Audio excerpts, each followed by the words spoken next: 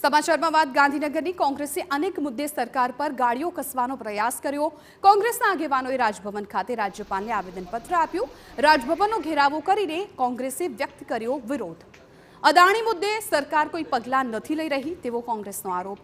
ખ્યાતિકાંડ અને પીએમજે યોજનામાં કૌભાંડ અંગે કોંગ્રેસ નેતા અમિત ચાવડાએ કહ્યું કે પીએમજે યોજનામાં સરકારી ભ્રષ્ટાચારની યોજના બનીને રહી ગઈ। તો આ મામલે રાજ્ય સરકારના પ્રવક્તા મંત્રીએ બચાવ કરતા કહ્યું કે જે થયું તે આરોગ્ય અને તબીબો માટે શરમજનક છે। સરકાર આ અંગે નવી માર્ગદર્શિકા લાવી રહી છે।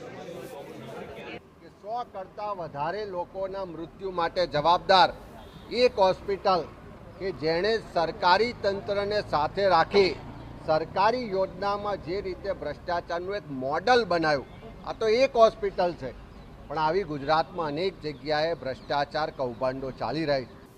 જે બનાવ ગુજરાત માટે પણ અને મેડિકલ જગત માટે પણ ડૉક્ટરો માટે પણ ખૂબ શરમજનક એવો આ અધમ કૃત્ય હતું અને એના ઉપર આખી એની એનાલિસિસ કરી કાર્ડ કાઢવાથી માંડી અને છેલ્લે સારવાર થયા પછી બિલ ચૂકવાય ત્યાં સુધીમાં આપણે ગેપ એનાલિસિસ કરી અને કોઈને આ બાબતનો લાભ ન લઈ શકે એ પ્રમાણેની સ્ટાન્ડર્ડ ઓપરેટિવ પ્રોસિજર SOP બનાવવાનું નક્કી કર્યું હતું।